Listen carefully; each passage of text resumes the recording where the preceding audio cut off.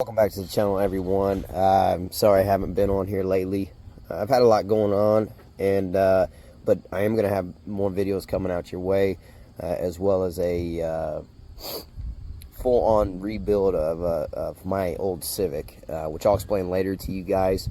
Just hit the like button, subscribe, turn that bell on. I do got more content coming your way, but people were wanting to see the final results of the coilover install on the 2010 Dodge Avenger, and here it is. Okay, this is the final stance. So right here I have probably like just enough for one finger to get underneath the tire, but keep in mind that when I put these tires on these rims, I actually went with a 55 instead of a 60.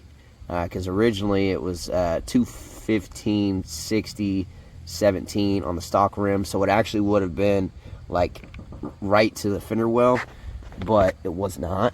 With these, I got a lower profile tire, and the same in the back.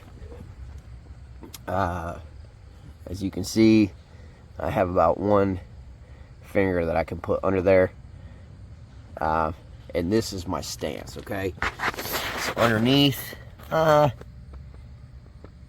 I got about maybe 4 or 5 inches to the ground, so it is pretty low as far as that goes. I do like it, and then you compensate for weight as well. And when you look in the front and the back, you put more weight in the vehicle, then you're probably going to sink a little bit more, which is fine. Not a whole lot, but I really like the stance of the vehicle. I think it looks really good. I think it's got a great stance, especially for me, just being a far drive every day. And here's the thing also, I've adjusted the dampening settings on these coilovers. I don't know, many times. One way drive for me to work, and I drive about 400 miles a week, so and sometimes more than that. So it's very easy for me to get the coilovers adjusted. And what I ended up with is I had these. I had 2 in the front. Okay, so I had 2 in the front, and then in the back, which I showed most of you guys, is coming out of there. So the strut gets mounted there, and it's hooked to the top, kind of like the fronts. But I have this right here, so on both sides, see. And I ended up with 3. So 3 in the back, 2 in the front. That was my final stance. I know Zero drives really good, but Zero was just a little bit, I noticed a little bit more bounciness, especially when it's just me driving in the car. And that's what I was telling you guys last video. A lot of this is going to be personal preference. A lot of this is going to be, how low you set the car compared to what I have. Again, if I would have had stock rims, stock tires, which they're still 17s, but I do have a lower profile tire. So my car is actually in relevance to being right on the tire if I were to have the stock tire still on the 17 for this car. So that's a pretty good drop.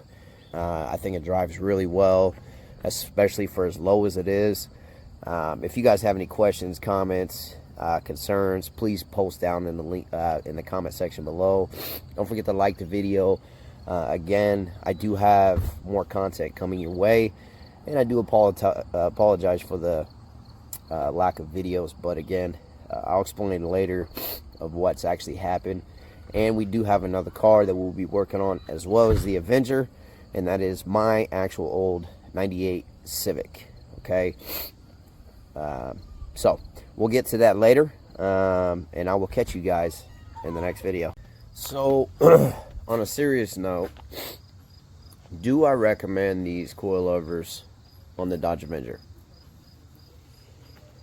And I have to be honest with you, and I have to say, if I had to go and do this all over again, I would probably not get this brand, the Megan Coilover EZ, okay? And that was like the lowest rating one. I know they had some more extensive ones that were a little more expensive, where they had the separate dials for dampening and everything, adjustment wise.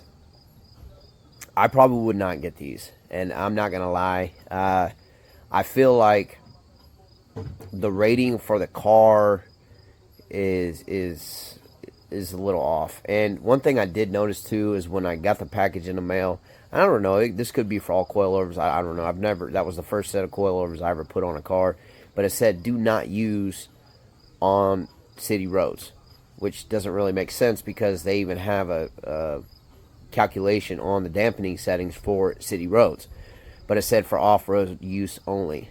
So I don't know. Again, I don't know. This is just my thoughts about it. If it were me and I was going to do this for a long-term thing, I probably would go the next step up and get one with a little more settings in there, and it would probably have a lot better ride to it. Again, it all comes down to personal preference, and it also comes down to the budget, right? Depending on what you can afford and what you want to do with the car, you do have options. But again, I probably would go the step up. I'd probably go with one that's got, like, what, 25 or 30 settings in it, to be a little more efficient. And I bet you the ride would be a lot different. So, but I'm not mad. It is what it is. The car looks good. The car rides fairly good, and I'm not done with it by any means. There's still front end work that needs to be done, and if there's anything that pops up, and as far as the coilovers go, tricks or hacks or anything like that I find out that may be helping, I'll be sure to let you guys know. But outside of that, yeah, I love it. I like it. You know, I'm not going to turn around and spend more money to replace them with something else. I will deal with it for now and until see what the future holds with this car. So